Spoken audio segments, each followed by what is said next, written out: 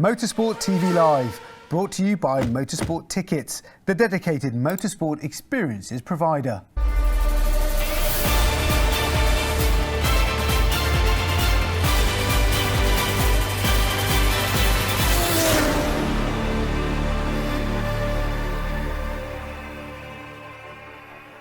Hello and welcome to Motorsport TV Live. I'm Diana Binks. From the highs of the Docklands to the lows at Valencia and then drama in Berlin, we'll be taking a look back at one of the closest Formula E seasons yet. And we'll be getting a special insight from this series' very own Antonio Felix da Costa. That's all coming up right here on Motorsport TV Live.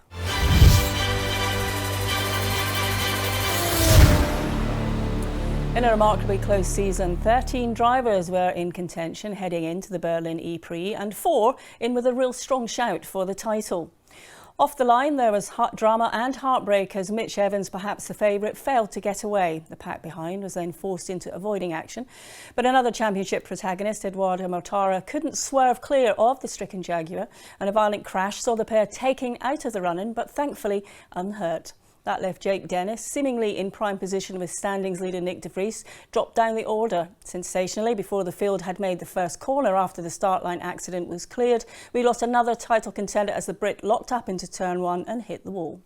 All that saw Norman Nato take the win ahead of Oliver Rowland and Stoffel van Dorn, whilst Nick de Vries navigated an 8th place finish, which was enough to see him become the FIA Formula E World Champion, with Mercedes EQ also sealing the team's World Championships.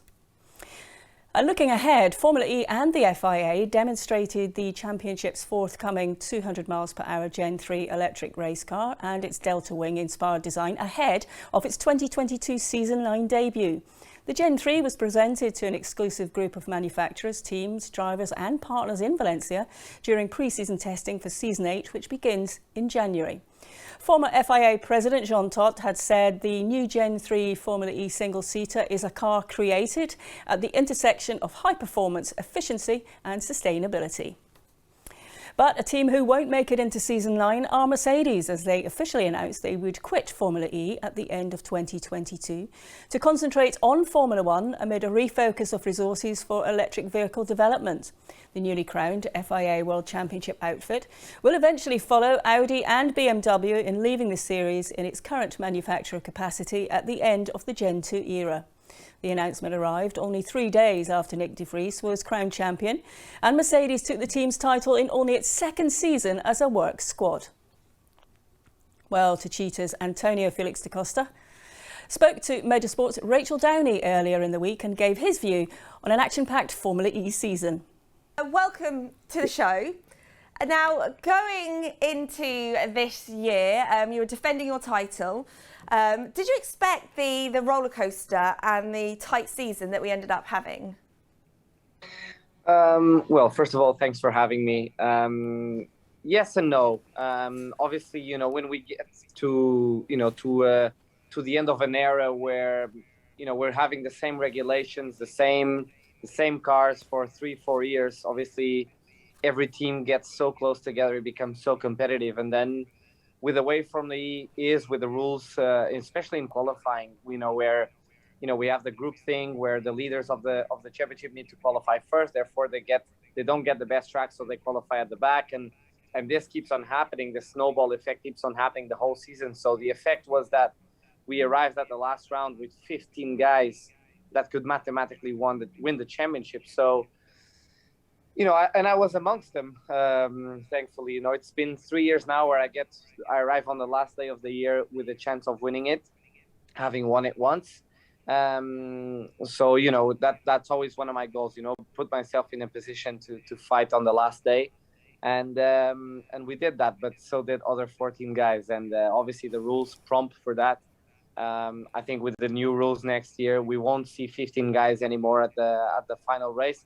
Maybe 4 or 5, which is still great for any championship out there. So yeah, it was a very intense season for sure. Yeah, 15 of you being able to win is incredibly intense by the end of the year. Well, let's go back to Valencia. Why do you think so many people got that strategy wrong in regards to the battery power? Well, it's again new rules for next year where we go from a lap race to a time race. So we already had a time race, which was 45 minutes plus one lap, but now minutes can be or seconds can be added to the race depending on safety car, how many laps the safety car is on track. So obviously it came to confusing things, and that's why we did the rehearsal there, and that's why a lot of people got things wrong, and to be honest, for us as a team, we weren't even ready to do that exercise. So we didn't even complete the race on purpose because we knew we weren't ready with our software tools to complete a race at this stage. And so yeah, actually, to be 100% honest with you, I'm not so sure even what people got wrong. But I know that every time there's a new rule here or there, people need to adjust themselves and relearn it and perfect it. So this is going to be our big job now from now to the first race. All get on top of the new qualifying rules, get on top of the new racing rules, and make sure that we arrive to Saudi Arabia with the best knowledge possible, and we're able to execute a good race day. Well, a good race day for us Brits over here was the fact that Formula E was racing in the Docklands, which in theory, on paper, seems like an absolutely crazy idea. What was it like racing in the Docklands? I have to say it was one of the most fun tracks to drive. Super technical, bumpy, different types of tarmac, indoor, outdoor. Obviously, racing in the UK, it's a great deal because we've got loads of fans. We've got a lot of support for Formula E. Obviously, the racetrack was a bit tight in some areas. It was a little bit hard to provoke good racing. So we saw a lot of contacts because, again, for the qualifying rules, for me, for example, after being in the top 5 in free practice, qualified 19th or whatever, and I had to make my way up to 8th or something. So obviously, I wasn't making any friends out there that day, but yeah, the track does make for that kind of racing. Yeah, it was quite unforgiving in parts, it really was. And also quite unforgiving, I suppose, is that chaotic final in Berlin. If Formula E is going to end the season in a roller coaster type of way, it's in Berlin. Talk us through the final. Yeah, very intense. I mean, especially to give you a little bit of an insider of my first day of the Saturday, where I go through free practice, and so in London I got crashed out with Andre Lotterer, and he broke in the crash. One of the damages was my front left brake disc, and in Formula E we're very limited with front brakes.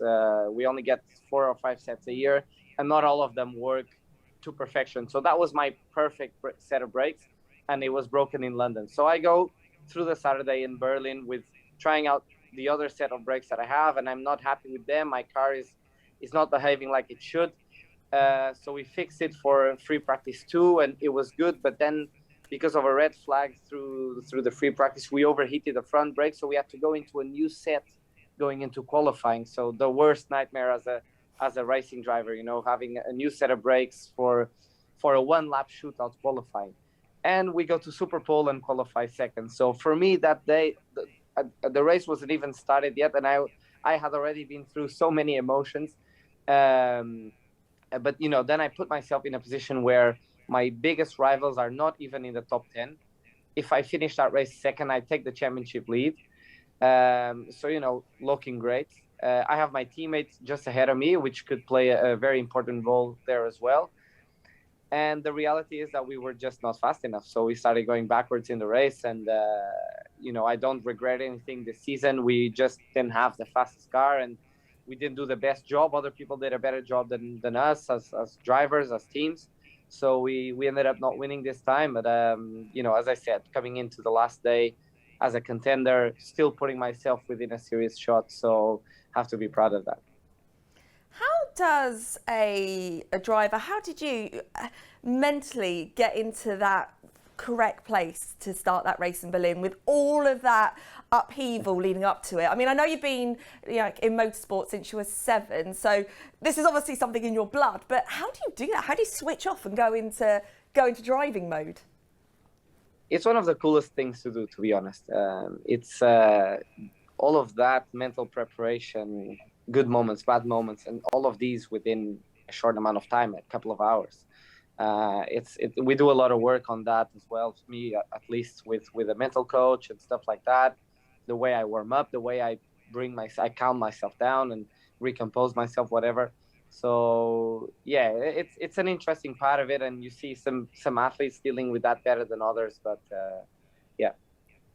I think that's incredible. Now you're one of the, not to age you, but one of the longest standing Formula E drivers. So obviously you bring so much experience to the table. So what is your view, and I know you've spoken about this before, but what is your view for the sport going forward, knowing that BMW, Audi, Mercedes have pulled out? Yeah, obviously not amazing news. We have to be honest about that. Three amazing brands, three amazing car manufacturers with a lot of heritage in racing, and them being in Formula E was great. So obviously, we do have to understand what brings them to leave, because every commercial I see from these three brands on TV is about their new electric cars. So it doesn't make a lot of sense to me. So there must be something else. But regardless of all of that, I think Formula E has such a great platform on the quality of drivers, teams, and manufacturers that are still there. Drivers that still want to join, that's looking for a seat. It's very hard to get into Formula E. So I think with all of that, and having the right show, and I think Formula E is great on that, and we have to keep on focusing on that part, really making for a good show. And I think this year will be a big step forwards in that respect. We'll be able to create more rivalries between drivers, because we will be fighting more regularly the same guys. So potentially come down to a Formula One style, battle on the last day, something like that, where, you can really get all the fans behind one guy or the other, or two or three guys or whatever. So, and I think we've got the right platform for that. So I'm not worried at all. I think Formula E's got all the tools that it needs, drivers with a lot of willing to promote it, to talk good about it, to make for a big show. We understand the show, we understand the business. And in the end of the day, yeah, once the helmet is on, we're big aggressive drivers. So yeah. Yeah, I think it's going to be a very exciting, and it is an exciting time for Formula E. The Gen 3 regulations, so many people are talking about them. How do you feel about it? And are you excited to see how Formula E keeps on growing with their innovation and their sustainability?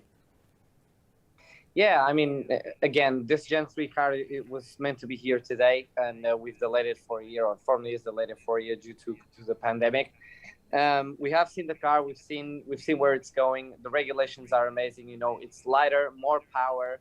Throughout a race, a third of the energy that we will use of the battery will be regenerated by us with our driving, with our systems, with technology. And this is amazing. It's the most efficient vehicle in the world, and it's a racing car. It's our racing car. So super. I can't wait for it to come out and for us to try it. For us as racing drivers, more power is always a good thing in the right direction. So it's going to be awesome.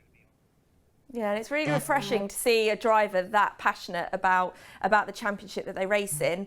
You've also been quite vocal about how Formula E needs to find new fans and target a new generation, and that in the future Formula E fans will be very different to Formula One. So how will they do that? Well, there's a lot of ways to go about engaging with new fans, or with fans in general, and I think we're living in an amazing era for all of that.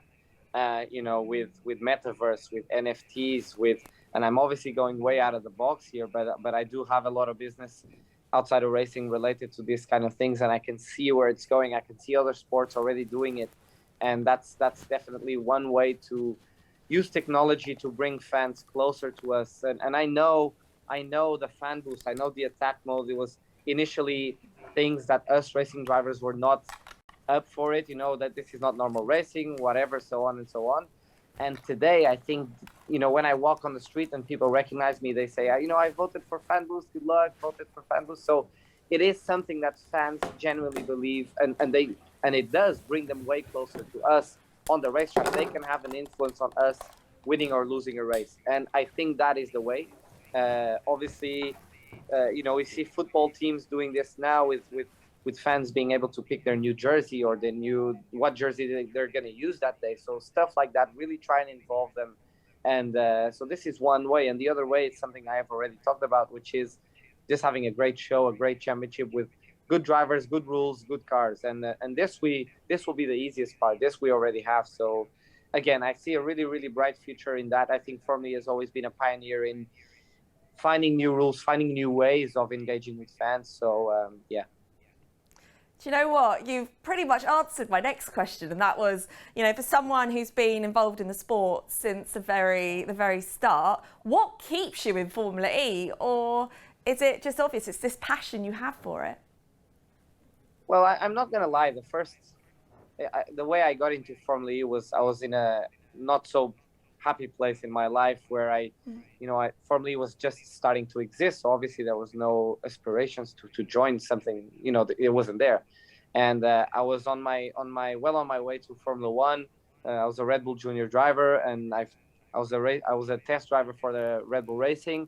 Did a lot of testing, did a lot of work with them, and it was intended for me to join the Toro Rosso team for the 2014 season. And I've had my race suit, I've done my seats, all of that planning, and unfortunately that ended up not happening. So I found myself in obviously my dream was taken away from me on the last moment. Having said all of that, Red Bull, they supported me for the following years, 3 or 4 years after that, and they actually turned me into a professional racing driver. So there's obviously no bad blood there, and there's a lot of actually respect and passion for them as a team. Still support them a lot. But yeah, then I find myself in what's next? What can I do next? So I joined BMW for DTM, and then Formula E was coming up. And to be 100% honest with you guys, it's just it was just a good contract in front of me, and I took it. And this passion wasn't there on the first year, I can guarantee you. But the work that has been done with the series, with the fans, and it just grew on all of us. There's so much passion from all the drivers that are there now. For the series, so it's amazing. Yeah, it's amazing sometimes when you feel like, you're in your lowest ebb, something very positive can come from it.